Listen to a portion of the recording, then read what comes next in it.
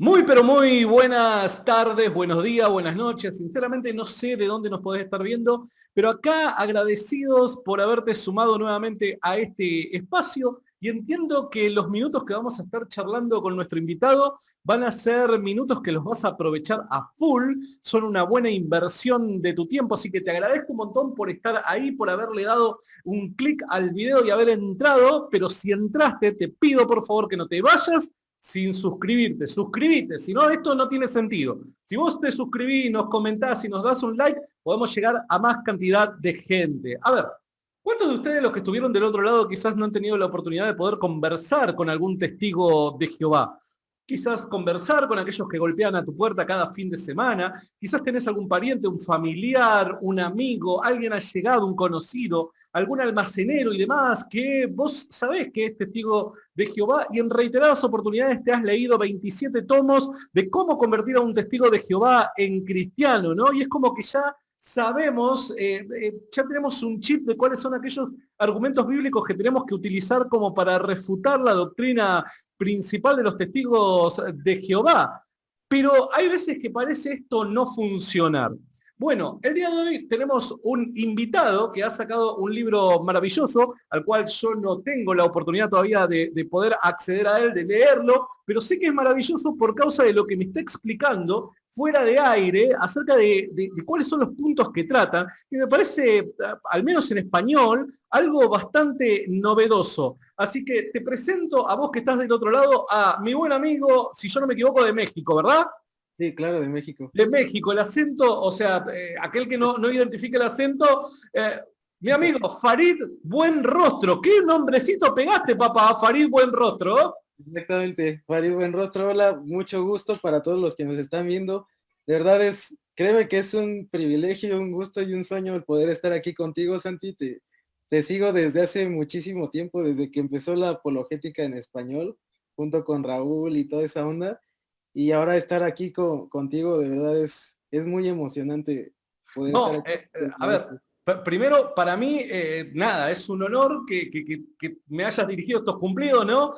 Lo bueno, lo gratificante es que pasó el tiempo y bueno, quizás hubo algo que pudimos hacer ahí que mantuvo ahí el público, ¿no? Hubiera sido bastante malo de que se empiecen a ir, ¿no? Pero bueno, nada, te agradezco un montón por la sinceridad, la buena onda y haber aceptado. Gracias por tu tiempo. Sinceramente, te agradezco un montón porque sé que este tema le podemos sacar mucho jugo y también es muy necesario poder discutirlo hoy por hoy. Vos, Farid, hace muy poco tiempo, especificame después cuánto tiempo hace, sacaste un libro llamado Testigos de Nadie, ¿no? Contanos un poquito acerca de este libro, de qué trata y demás. Bueno, Testigos de Nadie es un libro que habla acerca de los testigos de Jehová. Me llama mucho la atención el título y esa parte, ¿no?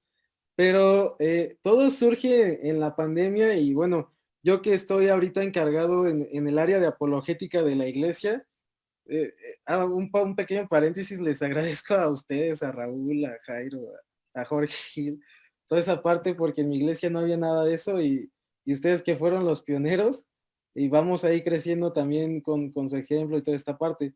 Entonces, bueno, como siendo encargado del área de apologética y mucho tiempo en evangelismo y en misiones, muchas veces me topé con muchos testigos de Jehová y yo me acuerdo que leí muchos libros acerca de ellos. Hay muchos libros buenos que son cristianos y todos iban como en la misma corriente. Todos simplemente eran lo que llamamos bibliazos, es decir, su Claro. doctrina, nuestra doctrina y por qué nuestra doctrina es correcta. Y en un sentido es muy bueno. Yo dividí el libro que hice, Testigos de Nadie, en dos secciones. La primera es la que te voy a contar y la segunda sí abarco doctrina, porque también es importante, ¿no? Pero todos esos libros cristianos iban en ese sentido y cuando yo conversaba con esas personas, me daba cuenta que esa forma no era tan eficaz y que aunque tú le decías a un testigo de Jehová y le explicabas, por ejemplo, ellos no creen en la Trinidad, ¿no?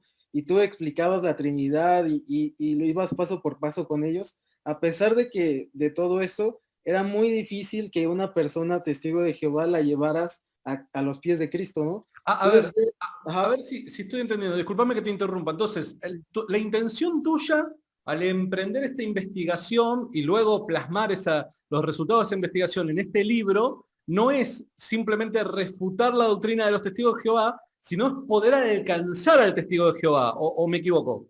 no, exactamente, exactamente, amigo. De hecho, el libro está dividido así, en la sección uno que te voy a contar ahorita, sección 2 es como parte de doctrina, sus doctrinas principales, y hago un pequeño apéndice que es una investigación para que también los cristianos que comparten con testigos de Jehová se den cuenta lo difícil que es para un testigo de Jehová dejar la secta, ¿no? Porque no solamente es una cuestión intelectual, sino también lleva como un trasfondo más personal, sentimental y toda esta parte, ¿no? Entonces trato también como de abarcar un poco en ese sentido, Es pero cierto. si me centro en la otra parte, le doy la prioridad, ¿no? Es cierto, sabés que esto es algo que subestimamos mucho los cristianos y principalmente aquellos que intentamos dedicarnos a la apologética, ¿no? ¿Por qué digo? Porque hay veces que nosotros menospreciamos el poder del sesgo en una persona, el poder que ejerce ya sea la cultura, la tradición, su historia, etcétera, etcétera, ¿no? Lo que quizás ha construido en el pasado y que quizás reflexionar acerca de la falsedad de aquellas cosas que ha creído y por causa de ello ha construido en el pasado, no son tan fáciles de revertir, sinceramente. Y esto es algo que deberíamos de reflexionar todos, ¿no? Porque creemos que cuando hacemos apologética creemos que porque si le presentamos un silogismo y que lógicamente es muy pero muy sólido, etcétera, etcétera, ¿no?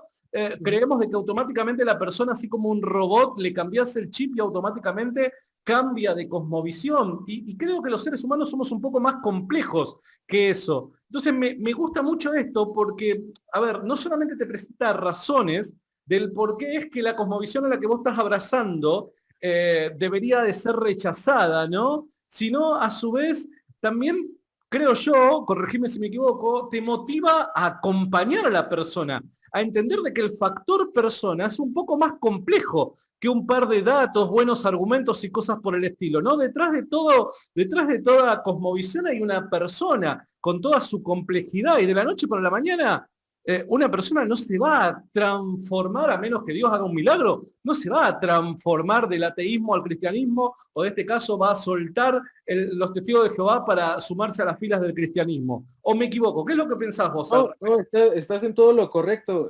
Yo me empecé a dar cuenta antes de esta investigación y compartiendo con algunos musulmanes aquí en el Distrito Federal, soy chilango y todo. Entonces, imagínate, un musulmán implica su vida, cambiar a, a Cristo, ¿no? Y un Totalmente. testigo de Jehová es prácticamente similar. Muchas veces su familia le deja de hablar, o sea, su familia lo veta, su comunidad lo veta, o sea, implican muchísimas cosas, muchísimas emociones. Y hay también veces que yo me he encontrado, y también lo trato de plasmar un poco en el libro, que hay testigos de Jehová que a pesar de que saben que están engañados o que es una mentira, ya llega un punto que no les importa, que no se quieren quedar, ¿no? Es Entonces, cierto. muchas veces nosotros como cristianos también, como tú bien dices, podemos hacer esta parte, ¿no? De creer que presentarles algo y ya con eso van a cambiar, pero muchas veces no es así, sino que tienes que esperar como más tiempo, tienes que ser paciente, tienes que ir tratándolo poco a poco, no se va a convertir con un solo diálogo o con una así, sino que las personas que están como en una tipo de secta u otra religión llevan un proceso, ¿no? Como por ejemplo Navel Qureshi con David Wood y todo eso. Justo iba a mencionar ese caso. Exacto. Años estuvo David Wood en reiteradas oportunidades, no solamente presentando argumentos, sino a través de conversaciones a nivel personal y demás, ¿no? Ese famoso acompañamiento, ¿no? Justo era el caso que iba a citar. Sí, exactamente. Entonces trato también como que los cristianos que se interesen en esta parte de compartirle a los testigos, como que también entiendan en este sentido todo esto, todo lo que llevan, para que así puedan tener como un caso más sólido. Sí, sí me Es explico, cierto. trato de hacerlo. Así es como lo estoy dividiendo. Es cierto, y también permitime extenderme un poquito más en este punto, ¿no? Y digo, llega un punto en el que Eh, Más allá de, como vos bien decías, ¿no? Ya llega una instancia en donde, aún siendo consciente de que el lugar o el círculo al que pertenece enseña falsedades, mismo así lo terminan abrazando, ¿no? Porque llega un punto donde ya no es un problema de razones, Ajá. eso ya es un problema de la voluntad, ¿no? Y que el problema de la voluntad puede ser por varios factores, ya sea el emocional, como vos bien decías. O sea, sinceramente, yo he conocido casos de testigos de Jehová que abandonar la religión, secta, no sé, ahora nos vamos a meter en ese tema, Sí. abandonar a la comunidad de testigos de Jehová implica que tu familia, tu esposa, tus hijos te rechacen, que no los veas nunca más. ¿Se entiende? Entonces, hay Sí. veces que nosotros los cristianos evangélicos particularmente creemos de que, no, sí, Cristo, todo, y creemos de que bueno, que las cosas funcionan así, 2 más 2 son 4, y no, para nada es así. El caso es mucho más complejo.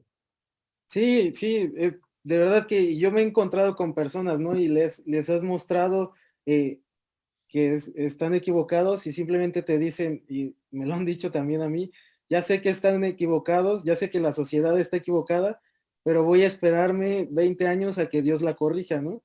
Y así se quedan. Y simplemente pues ya es un punto en el que también ya tienes que tomar pues el respeto, ¿no? También.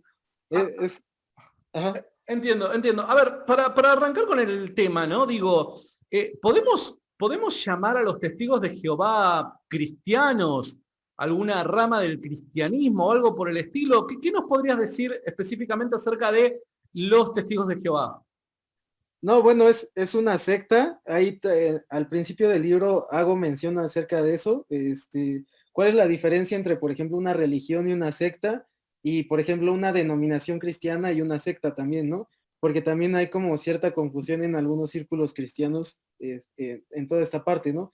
Entonces, bueno, todas las sectas provienen de una religión, pero se van deformando. Entonces, los testigos de Jehová provienen del cristianismo. Charles Russell era al principio cristiano y con algunas enseñanzas metodistas, ellos se enfocan mucho en el final de los tiempos. Él fue como que poco a poco yéndose para allá y empezando a sacar como sus nuevas revelaciones, nuevas enseñanzas, nuevas doctrinas. Y Cualquier bueno, parecido con la realidad es pura coincidencia, ¿no? exactamente, exactamente. No hay nada nuevo debajo del sol. Y bueno, de ahí se va poco a poco apartando, haciendo sus cosas, cada vez alejándose más, hasta que llega un punto en que pues ya, ¿no? Eh, yo creo que lo que te separa de una denominación a una secta, pues ya es lo que atenta con el mero cristianismo, ¿no? Ya hablar de diferente salvación y todas esas cuestiones como más básicas del cristianismo son las que ya, cuando ya se separa eso, por ejemplo, negar la deidad de Cristo, pues ya es un punto que ya, ¿no? Eh, Entonces, para dejar en claro, ¿qué es una secta? ¿Cómo identificamos una secta? Porque si no también me pasa, ¿no? Que digo, bueno, a ver, nosotros decimos, hablamos acerca del famoso mero cristianismo, ¿no? Pero Ujú. no termina de ser dentro de esta sociedad, ¿no? Y dentro de tantas comunidades cristianas y sectas que han surgido del cristianismo y demás, parece ser una afirmación un tanto subjetiva, ¿no? Porque esas personas te dirían, bueno, eso es mero cristianismo para vos, pero no para aquella otra comunidad. ¿Cómo identificamos realmente qué es el mero cristianismo y cómo identificamos qué es una secta a diferencia de una diferente denominación cristiana? Bueno, una denominación cristiana, a pesar de que tienen sus matices y sus énfasis en ciertas doctrinas, eh, una denominación cristiana siempre va a estar centrada en Cristo, en la deidad de Jesús, en cuestiones incluso más trinitarias, toda esa parte, ¿no? En cuestiones de la salvación. Pero ya una secta, yo distingo una secta y apenas estaba platicando con un amigo que trabaja aquí en México y que sus jefes son como cristianos, pero orientales, creo que son chinos. Y entonces él me decía, no sé si es una secta. Y ya le preguntaba, ¿no? ¿Qué onda? ¿Qué dicen o qué? Entonces, una secta siempre te va a traer nuevas revelaciones, siempre va a tratar de equiparar sus revelaciones al mismo nivel que de autoridad de la Biblia, y siempre va a decir que los antiguos o que el cristianismo están equivocados totalmente. Entonces, esa parte es todo lo que las sectas hacen. Por ejemplo, los mormones igual, nuevas revelaciones, sus revelaciones tratan de equipararlas al igual que la Biblia, y ya de ahí todo lo demás pues empieza, cuando empiezan con esos pequeños detalles, ya la desviación pues ya es muy inequívoca, porque ya todo te va llevando para allá. Cualquier revelación que ellos hagan pues ya es al nivel de la Biblia o de Dios, y entonces ya todo se va perdiendo. Entiendo. Bien, fantástico. Y a ver, vos en privado me decías, ¿no? Que una de las claves es poder entender la mente de un testigo de Jehová, ¿no? Porque creo que para poder alcanzar con un mensaje a otra persona, debemos de ser capaces de saber, bueno, en principio, cuáles son sus problemas, su manera de ver la vida, etcétera, etcétera, ¿no? ¿Por qué es en este caso importante entender la mente del testigo de Jehová? ¿Y qué podrías decirnos al respecto? ¿A qué conclusión llegaste en tu investigación? Pues como te decía, todos los libros van encaminados en una parte, en doctrina solamente, pero investigando y leyendo más, por ejemplo, leí a Raymond Franz, quien fue sobrino de uno de los dirigentes en aquel tiempo de los Testigos de Jehová, y él en su libro Crisis de Conciencia, que si quieren profundizar en este tema, yo se lo recomiendo mucho, aunque está muy grande, de verdad que sí es muy edificante, porque él cuenta todo el manejo y todo lo que se hacía tras bambalinas con el cuerpo gobernante, que eran como sus dirigentes. Pues él lo conoce de primera mano, él estaba ahí. Entonces él relata que pues, todo su proceso de conversión, pero él comenta y decía, siempre todo llegaba a un solo punto. Antes de la doctrina y antes de todo, todo recaía en un solo punto. ¿Cuál es ese punto? Es la profecía de Mateo 24 del siervo fiel y prudente. Ellos mencionan, y lo dice Raymond Franz, que la atalaya se respalda o respalda sus revelaciones diciendo que ellos son el siervo fiel y prudente de Mateo 24. Entonces dicen que Dios los encontró como fieles y prudentes, y que por eso les dio todos sus bienes terrestres, y que por lo tanto ellos tienen la revelación de todo esto. Entonces, en algunos escritos, ahí me meto mucho en los escritos de la atalaya desde 1900, un poquito menos, para empezar a investigar toda esta parte. Y entonces ahí ellos mencionan, ¿no? Si creen en los profetas, si creyeron en los apóstoles, también deberían de creer en nosotros, porque somos el siervo fiel y prudente. Entonces, fíjate hasta cómo llegan a esta parte. ¿Y por qué un testigo de Jehová? Porque muchas veces ni siquiera se da cuenta un testigo de Jehová de lo que implica su creencia, o desde dónde viene esa creencia. Entonces, esto que estamos mencionando solamente lo saben como testigos de Jehová, digámoslo así, como más metidos en esa parte. Claro. Y por eso una persona que es testigo de Jehová casi le da el mismo nivel a las revelaciones de la atalaya que a la Biblia. Por eso cuando nosotros empezamos a hablar de doctrina con la Biblia, solamente atacamos un punto, pero dejamos de lado el otro. Y para predicarle a un testigo de Jehová o poderle compartir, necesitamos primeramente mostrarles que la sociedad no es el siervo fiel y prudente que ellos dicen, y que por eso pueden estar totalmente equivocados. Cuando ellos empiezan a considerar esta parte, es cuando pueden ellos empezar a considerar errores doctrinales, y cuando tú ya empiezas ahí a llevarlos en esta parte. A ver, para no seguir avanzando en cosas que quizás tanto yo como otras personas que pueden estar viendo este video, ¿no? Nos quedemos ahí medio colgados. Digo, ¿qué es el atalaya y a qué llamás la sociedad, ¿no? Porque, a ver, yo, ciudadano común de a pie, ¿qué entiendo por el atalaya? El atalaya es la revistita esa que te dan y que todos los meses parecen tirar una nueva, ¿no? Entonces digo, bueno, la atalaya, ¿qué es? Un magazine nada más. ¿De qué manera puede influenciar tanto a los testigos de Jehová? Por otro lado, la sociedad. ¿Qué quieres decir con sociedad? Porque yo veo y me cruzo quizás por la esquina, en la esquina de mi casa, con una especie de edificio que cumple el rol, o que creo yo que cumple el rol de iglesia, ¿no? Tal como sucede con las iglesias evangélicas. Y digo, pero esto en definitiva, ¿qué es lo que tiene de malo? ¿Qué es el atalaya y qué es la sociedad? Ahí nos tendríamos que adentrar un poquito en la historia. Trato ahí de profundizar un poco más en el libro. Pero bueno, todo comienza con Charles Russell, con Charles Taze Russell, y él empieza después de que escucha a los adventistas y sus teorías de los tiempos finales, él le llama mucho la atención toda esta parte, tanto que empieza a hacer grupo de estudio con cristianos. Y entonces él empieza a hacer como sus investigaciones y todo, y a ese grupo se denominaron como, no sé, rincón apologético, ¿no? No. No. se, Cortá, cortá. se ponen un nombre, y entonces su dirigente empezó a ser, o su líder fue Russell, y ahí Mirá, poco a mirá, poco, mirá que ya varias personas me dijeron que soy un hereje. Ahora, ya, este video lo van a utilizar para decir, ¿viste cuando buscan esos videos en internet de ah, conspiración? ¡Ah, te enganchamos, hereje! no, no, no, no, pero, y así se pusieron como un nombre, ya sabes, y poco a poco que se empezaron a desviar, empezaron a cambiar un poco de nombre, hasta que llegaron ahí a su nombre de los Testigos de Jehová, y empezaron a crear como una sociedad que es la Watchtower, en español es la Atalaya, que es la organización ya establecida, digamos como una asociación religiosa, ¿no? Entonces ahí ellos ya es como la sociedad que en el principio Russell dirigía, por eso era el dirigente. Ajá. Es una especie de institución. Sí, la Ahí Watchtower está.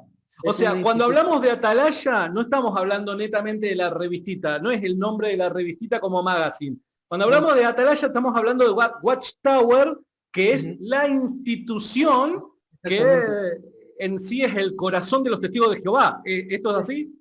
Sí, exactamente. La institución y ya después empiezan a sacar sus revistas con el mismo nombre de la Atalaya. Entonces, por eso son las revistas. Entonces hago un poco, bueno, sí hago bastante ahí investigación histórica acerca de eso, porque, y me centro mucho en cuestiones históricas también, porque de ahí entra también la parte del siervo fiel y prudente. Y aquí es todo el caso que vamos a estar perdón, se me fue la onda, se me fue la palabra, vamos a estar desmarañando exactamente. ¿Por qué? Porque ellos primero dicen que el siervo fiel y prudente era Russell. De hecho, ese título se lo pone su esposa a Russell. Mirá Entonces, tener una hace cuenta, esposa como Russell, ¿no? Viste que la esposa siempre te critica, pero mirá qué buena onda la esposa de Russell, ¿eh? no, ahorita vas a ver cómo acaba la historia. Se enamoran, era su dirigente, tesorera, y ella le empieza a decir que era el siervo fiel y prudente, y basado en la profecía de Mateo. Entonces, cuando lo seguían, lo anunciaban como el siervo fiel y prudente, y por eso de ahí empieza como toda esta parte. Pero después ese cuate cae como en adulterio, su esposa lo acusa de adulterio y se divorcian. Cuando se divorcian, su esposa ya no lo llama más el siervo fiel y prudente, Y no. sino el siervo malvado también de Mateo 24. Entonces es ahí como varias contradicciones que la historia te va mostrando que Se están le, registradas en varios documentos. se le terminó la fidelidad al siervo fiel y prudente, ¿no? Sí, Olvídate.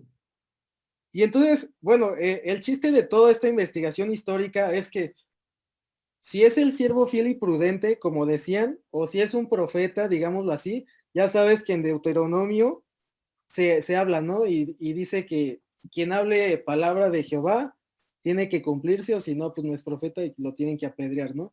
Entonces hago ese pequeño análisis de Claro. que si es de forma bíblica, de forma moral, o si la misma, bajo los mismos estándares de la Watchtower, la sociedad es el siervo fiel y prudente, porque también después de ahí ellos van cambiando.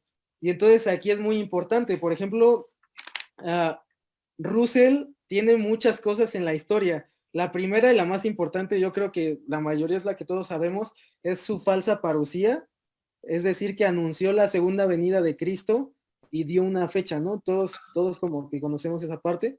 A ver, entonces, para seguir avanzando y que no nos perdamos en el camino, vos dijiste al principio que la clave está no en demostrar la incorrecta interpretación de los textos bíblicos por parte de los testigos de Jehová, sino en principio demostrar cómo no es veraz la Ajá, sí, institución de los testigos de Jehová, la Watchtower, ¿no? Porque sí. si falla en su rol como agente profético, por así llamarlo, según sus mismos criterios, debería de estar desacreditado por parte del pueblo. ¿Hasta ahí vamos bien? Sí, de hecho es ahí donde el punto clave lo diste exactamente, porque si la Watchtower es realmente el siervo fiel y prudente, todos deberíamos de dejar todo lo que creemos y deberíamos afiliarnos a la Watchtower. Claro, Pero si no lo es, la Watchtower no puede permanecer de pie, sino que se derrumban todas sus creencias y todas sus bases debido a todo eso. Entonces, el examen que hacemos es precisamente esa parte, ¿no? Que en entiendo. base a estándares bíblicos puede ser la Watchtower el siervo fiel y prudente, en bases morales puede ser el siervo fiel y prudente, y bajo sus mismos estándares de la Watchtower, es la Watchtower el siervo fiel y prudente, y nos damos cuenta que no es en ninguna de las tres. Entonces, ahí empieza, ahí recae como toda esta sección. Por ejemplo, te digo, lo de la falsa parucía, es, para los que no saben qué es la parucía, es la segunda venida de Cristo. Russell se atreve a decir y a calcular una fecha.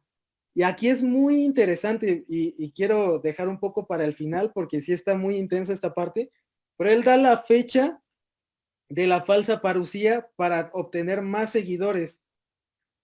Cuando la falsa parucía y llega la fecha y no se cumple, imagínate, dijo literalmente una profecía que no fue cierta. Claro. Bajo un estándar bíblico, no puede ser así, literalmente no puede ser por lo que dice Deuteronomio 20. Entonces, después, estándares morales. Te digo que su esposo, su ex esposa lo acusa de adulterio y toda esa parte. Tuvo varias denuncias. Por ejemplo, tuvo denuncias con el trigo milagroso y algodón milagroso y ventas de medicina milagrosa también. Así una onda los de la palomita, ¿cómo es el pare de sufrir que te venden todas esas Exactamente, cositas? exactamente, exactamente. No hay nada nuevo debajo del sol. Todos se copian las técnicas de mercadeo bíblico y Sí, religioso, no sé, esto es un llame ya. y eso es muy importante porque está documentado y está documentada la denuncia y está documentada varias denuncias que él tuvo. Por ejemplo, esta del trigo. Estos Ajá. datos, estas denuncias, citas y demás, ¿vos las tenés registradas en tu libro? Sí, claro, claro, claro. Perfecto, listo. Vos ahora me pasás un link de tu libro para toda aquella persona que quiera acceder a comprarlo y va a poder, esa persona se va a encontrar no solamente con lo que nos está describiendo ahora aquí, sino con las citas, ¿verdad? Ajá, con todas las citas y con toda esa parte para que ellos lo tengan. Ahorita pues nada más se los estamos Claro, platicando, claro, pero claro. ahí en la investigación. Entonces, el trigo milagroso, él se hace muy popular, Russell, y nada más estamos con el primer dirigente, imagínate. Russell se hace muy popular porque criticaba mucho a los cristianos que pedían ofrendas y toda esa parte, ¿no? Entonces, como él no podía pedir ofrenda, a lo que él se le ocurre es hacer como ventas de trigo milagroso y decía que su trigo se multiplicaba 60 veces más que una cosecha normal. Entonces mucha gente compraba eso y al darse cuenta que obviamente no funcionaba, lo empezaron a demandar y a denunciar y toda esa parte, hasta que llega un punto que la policía pues hace caso y hace la investigación del trigo y se da cuenta que ese trigo era un trigo simple y sencillamente normal. Lo mismo pasa con un algodón milagroso y con una medicina que también según él decía que era milagrosa. En todos esos casos, él es atrapado por esa parte. También hay otras demandas, ¿no? Te estoy hablando de esto porque es la evaluación moral, digámoslo así. Claro, obvio, obvio. Son los estándares que un representante de Dios que trae una nueva noticia, por así llamarlo, Sí, debería, ante los propios criterios de la institución y obviamente los bíblicos, debería de poder ¿cómo es? Alcanzar, ¿no? sí, sí, sí, exactamente. Entonces, después él empieza a hacer como unas críticas en griego y toda esa parte, ¿no? Y decía que hablaba griego antiguo. Hay un pastor y está la cita del juicio, del diálogo y toda esa parte. que lo demanda precisamente por eso. Entonces, en el juicio, primero él dice que sí sabe hablar griego, pero después le hacen un examen y el juez es muy gracioso porque el juez le dice, pues léame lo que dice aquí, ¿no? Léame qué dice a esta parte. Y él dice, pues no sé, y empieza a titubear hasta que llega un punto que dice que no sabe, confiesa que no sabe hablar ni griego ni hebreo. Y entonces esa misma demanda la vuelve a perder. Todos estos estándares, pues te digo, están ahí registrados, ¿no? Y bueno, ya de ahí, todo eso, bajo esos estándares, los primeros, el bíblico y el moral, pues Russell, que es su fundador, no es para nada, no lo cumplió. Entonces, Entiendo. desde simplemente con la parucía que no se cumplió, ya debería de ser descartado, pero bueno, trato de ahondar más en todo eso para que no queden como ciertas dudas o detalles. Ya de ahí vienen otros dirigentes que también, de hecho, los testigos de Jehová dieron 3 falsas parucías, cada una por sus dirigentes. Y es muy interesante, por ejemplo, con Rutherford, porque dio una parucía igual, dio una fecha y dijo que en 1925 Rutherford fue su segundo dirigente después de que murió Russell, ¿no? Entonces, Rutherford para, ¿cómo decirlo? Para alivianar todo el enojo y la tensión de que la falsa parucía de Russell no se cumplió, él empieza a decir que, bueno, que la presencia de Cristo iba a venir de forma invisible, que no era de una forma física y que por eso sí vino. Pilluelo. No, pero espera, no hay más. O sea, de verdad que cuando yo estaba leyendo esto, me impactaba y me indignaba mucho esta parte. Sí, sí. Porque hay mucha gente que es muy honesta y es testigo de Jehová. O sea, no todos los testigos de Jehová son Obvio, malvados de esa obvio, parte, ¿no? obvio. Gente que realmente quiere buscar a Dios. Y entonces Rutherford hace una segunda fecha de parucía y él manda a hacer una mansión para que ahí llegaran a vivir Abraham, Isaac y Jacob. Entonces todos por esa parte dejan sus trabajos y empiezan a construir la mansión y toda esa parte. Cuando queda construida se va a vivir ahí Rutherford para cuidarla hasta que se llegue la fecha. Neta, en serio. Se la sabía todo ese Rutherford, ¿eh? Se la sabía todo. A ver, la mansión se hizo con el dinero de quién? De la sociedad. O sea, De todos los empezaban a donar. contribuyentes. Ajá, todos empezaban a donar porque Rutherford empezó a dar la fecha y dijo, ¿saben qué? Va a haber una segunda parucía, en ese tiempo van a llegar de forma física Abraham, Isaac, Jacob y David y algunos, y tenemos que hacerles una mansión de un nivel bueno porque son reyes y van a estar gobernando aquí en la tierra, y por eso les mandan a hacer la mansión. Entonces la gente empieza a donar y los que no tenían para donar y eso, se fueron a trabajar para construirla. Entonces Eh, cuando... eso me hace recordar mucho a un primer pastor que yo tuve, que espero que pueda ver este video de acá nomás, ¿no? Que nos hizo trabajar y construir toda una gran piscina para que era supuestamente para la iglesia y después terminó siendo para él y la familia. Pero más allá de toda similitud que podamos encontrar en el presente y cuántos casos podremos encontrar así, digo, qué tremendo, porque fuera de broma, a ver, ahora hablando en serio, sinceramente a medida que vos me contás todas estas cosas me causan mucha gracia, ¿no? Pero, Sí, o sea, esto es real, esto ocurrió, y hay un montón de personas que están involucradas en este tipo de movimientos que tienen este tipo de pasado, ¿no? Ahora, quiero decir algo, porque mucha gente después podrá decir, ¿no? Bueno, está bien, pero también tanto la Iglesia Católica como los protestantes, como muchas iglesias evangélicas y demás, tienen casos de, no sé, ¿cómo es? mira, De inmoralidad, ¿no? Dentro de sus filas, ya sea a través del chantaje, ya sea a través de la manipulación y demás, ¿no? Pero acá lo que está ocurriendo es que se mezcla esa inmoralidad con cuestiones doctrinales, ¿se entiende? O sea, porque una persona que se dice ser representante de una determinada, perdón, fe o religión actúe de manera incorrecta, no invalida la veracidad de esa religión. Ahora, el exacto. problema está en que la columna vertebral de las creencias de esta religión, secta, o llámese como se llame, se ve involucrada necesariamente con las afirmaciones de sus líderes. Por Sí, eso es que estamos diciendo que dada estas afirmaciones que han sido falsas, la religión se vuelve falsa.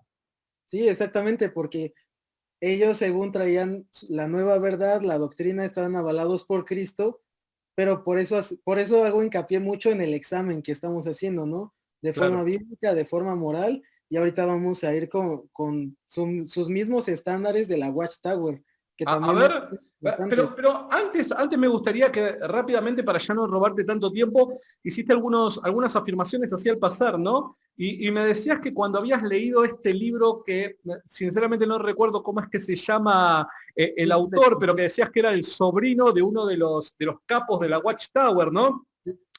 Decías que él describía ciertos manejos por detrás que había que no eran, al parecer, para nada honestos o transparentes o cosas por el estilo.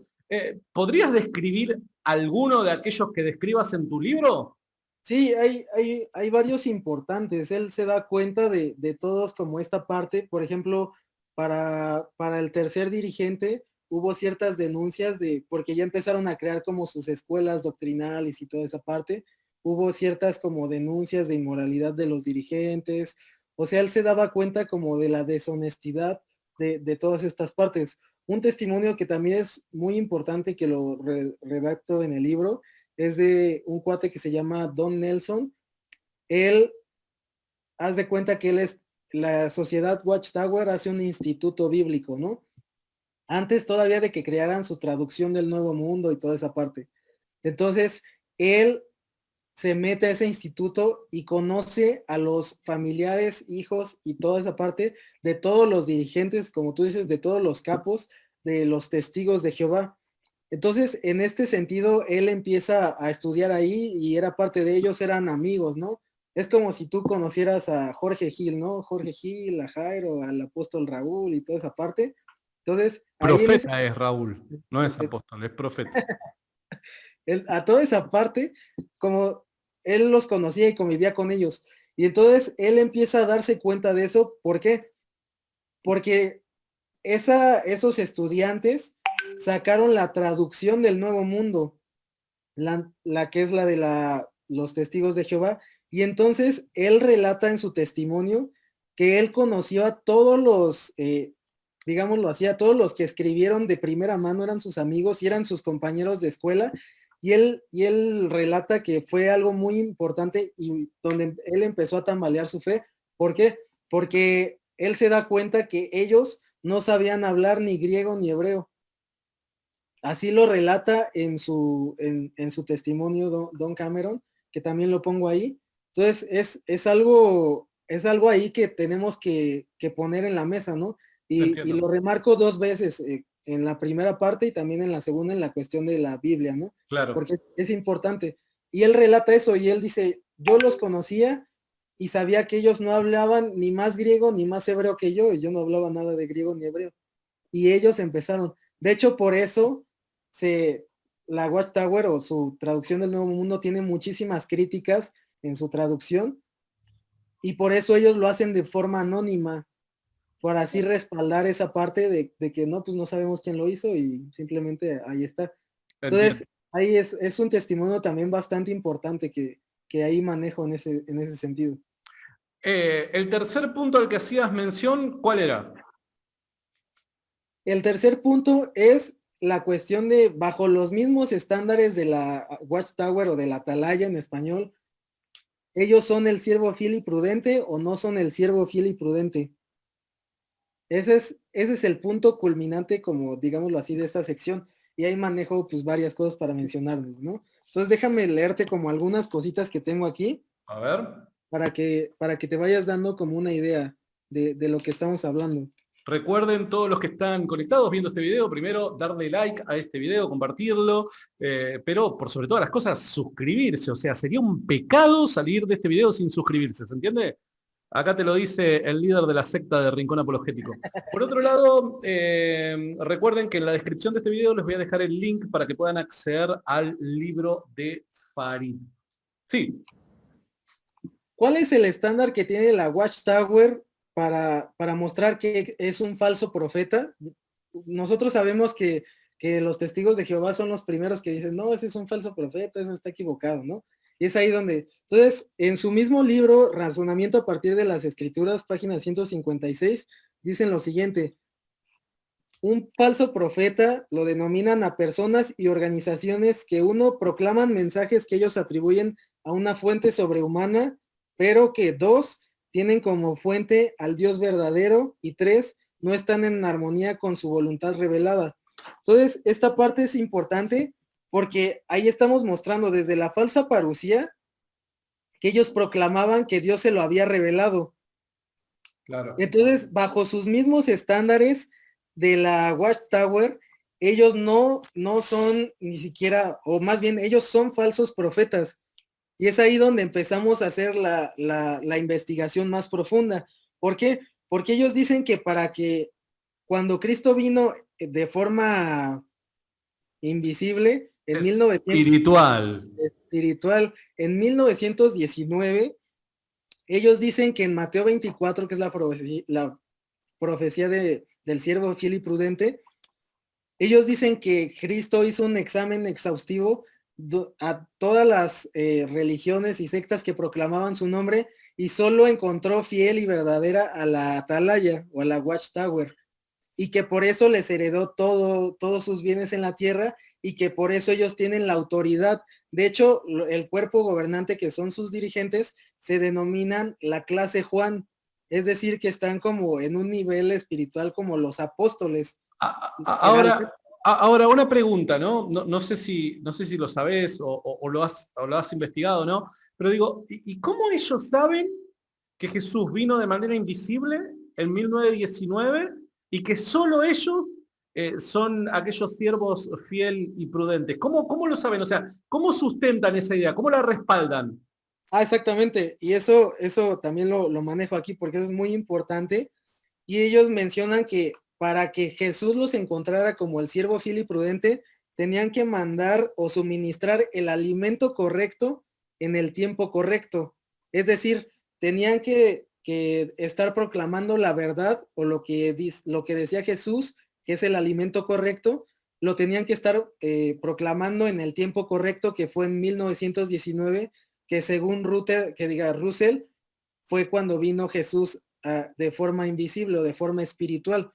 Entonces, cuando viene Jesús, bajo su teoría, ellos dicen que Jesús los encontró dando el alimento correcto, es decir, predicando en ese tiempo correcto. Para hacer este examen, entonces, tenemos que irnos a sus enseñanzas de antes de 1919 y ver qué estaban enseñando para ver si realmente estaban mostrando el alimento correcto en el tiempo correcto. Y es Claro. ahí donde empieza a ponerse más interesante toda la cuestión de examinar si son el siervo fiel y prudente bajo sus mismos estándares de la atalaya. Entonces, eh, para empezar, hay muchas evaluaciones que manejo en el libro, te voy a dar algunas. Por ejemplo, ellos han cambiado 4 veces de decir quién es el siervo fiel y prudente. Entonces, desde ahí empiezan como las contradicciones. Por ejemplo, en primer lugar, en el 33 antes de Cristo, ellos decían que el siervo fiel y prudente eran los apóstoles. Después, cuando vino Russell, que fue en 1874, empezaron a decir que Russell era el siervo fiel y prudente, por lo que había hecho su esposa y lo que había dicho y toda esa parte. Entonces, todos en la atalaya consideraban a Russell como el siervo fiel y prudente. Pero después, cuando viene la falsa parucía y como Rutherford, que fue el segundo dirigente, empieza a darse cuenta que empezaban a idolatrar mucho a Russell, él empieza a hacer unos estudios y empieza a decir que no era el siervo fiel y prudente Russell, sino que el siervo fiel y prudente era el cuerpo gobernante, que es como un grupo igual ahí. Mira, yo no sé si esto se hace en México, pero viste cuando haces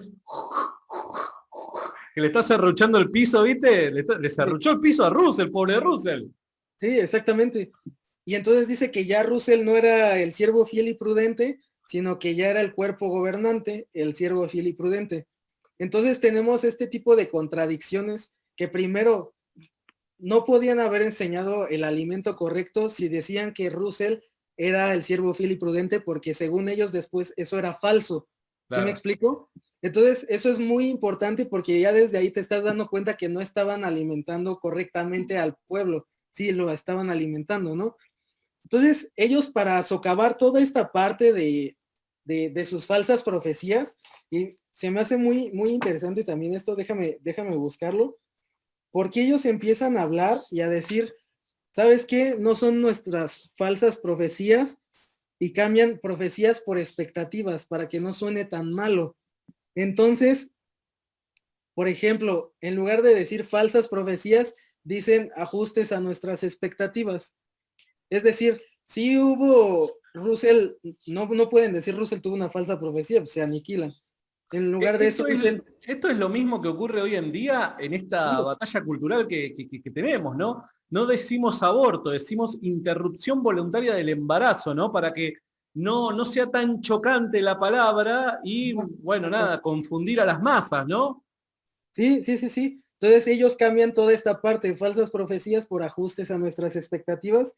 Y hay muchísimas que mencionan, te voy a dar algunas. Por ejemplo, cambian falsas profecías por esperanzas, esperanzas mal intencionadas, errores en las enseñanzas, conceptos incompletos, serias decepciones, nuestro entendimiento hasta ese punto era así. ¿Sí me entiendes? Celo mal enfocado, también lo mencionan mucho. Entonces no decían, no nos equivocamos, sino que fue un celo mal enfocado, no nos equivocamos, una falsa expectativa, y así se van por la tangente para decir que son una falsa profecía, y al no ser falso, pueden seguir siendo verdaderos. Solo te digo que luego de ver este video, muchos amigos hoy por hoy que andan haciendo profecías que después terminan siendo fallidas, no cambien el término profecía fallida por falsas expectativas, porque le Sí, van a tener que pagar el derecho de autor a nuestro amigo Russell y toda su sí, línea genealógica para abajo, ¿no? sí, exactamente. Y de ahí hay muchas enseñanzas que antes de 1919 ellos enseñaban, y de ahí empieza la investigación. Por ejemplo, y me resaltó mucho que Russell le da mucha importancia a la pirámide de Giza. De hecho, cuando él saca sus cálculos de parucía, en sus cálculos de parucía se fija mucho y hace como una alusión a la pirámide de Giza en cuanto a las medidas, y hace como hay un cierto sincretismo para calcular. Le gustaban mucho las pirámides. De hecho, si tú investigas, la tumba de Russell es una pirámide que está ahí. Y entonces, eso también está documentado en algo que puso Russell. Son como 30 páginas que le da de importancia a Russell a las pirámides y cómo se Mirá qué basa interesante. en esos cálculos. ¿Qué? Yo me pregunto, por Sí. ejemplo, si un testigo de Jehová actualmente tú le dices, ¿sabes qué hice mi cálculo yo, Farid, con base a la pirámide para ver que Jesús venía? Me van a tachar de hereje totalmente. Entonces, Totalmente. ¿qué pasaría si tú le dices, ¿sabes qué? Pues Russell lo hizo.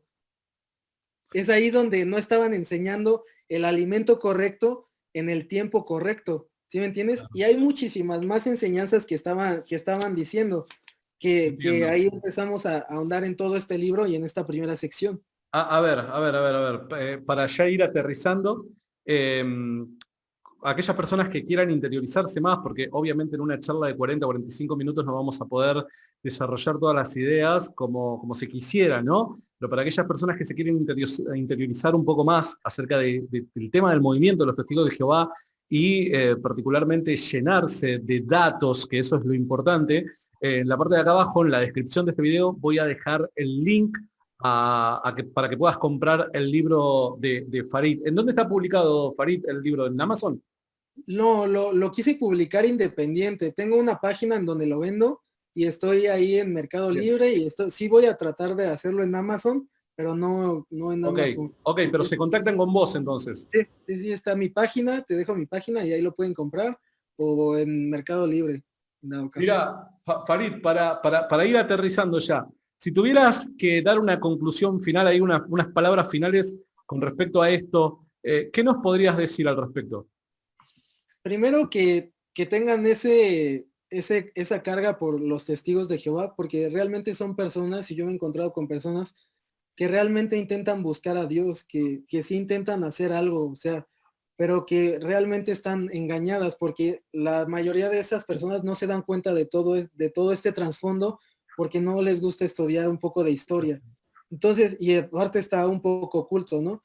Entonces, esa gente pues necesita ayuda y es mucho más difícil compartirle a una persona que cree saber la verdad a una persona que está totalmente nueva, ¿no?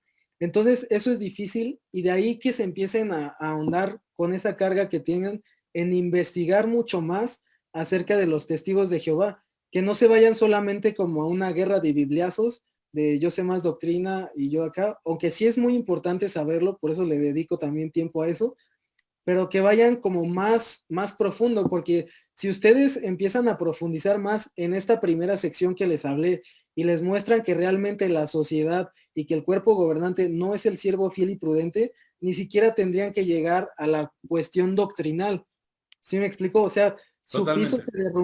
su piso se derrumba desde ahí y desde entonces pueden empezarle a compartir seriamente el evangelio, Es cierto. pero nos desgastamos mucho como en esos trancazos sin darnos cuenta dónde son como esos puntos clave, Es que es cierto. ahí donde pasa eso. Entonces, nada más para recapitular, el siervo fiel y prudente tendría que ser de forma bíblica, no lo cumplen por las falsas profecías, de forma moral, no lo cumplen por las denuncias y todo lo que hicieron sus gobernantes, y por los mismos estándares de la Watchtower, no lo cumplen porque no dieron el alimento adecuado en el tiempo adecuado. Ya les mostré una de tantas discrepancias que hay y de todas las enseñanzas que ellos daban antes de 1900.